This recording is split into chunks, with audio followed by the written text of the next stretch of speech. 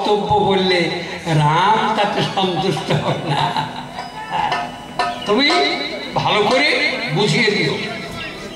তোমার কাছে জানার ইচ্ছা, আমি জানতে চাই। আর একটা কথা, আমি যখন সাগরের কূলে গেলাম, সাগরের কূলে যাওয়ার পর একজনকে দেখলাম হাত তুলে এই অবস্থায় আছে, সূর্যের উত্তপ্ত তাপে হাতটা এই পর্যন্ত পুড়িয়ে কালো হয়ে গিয়েছে, এই পর্যন্ত পুড়িয়ে কালো হয়ে গিয়েছে।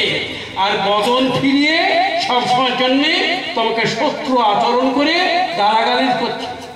বলো ওটাকে, বলো ওটাকে, বলো ওটা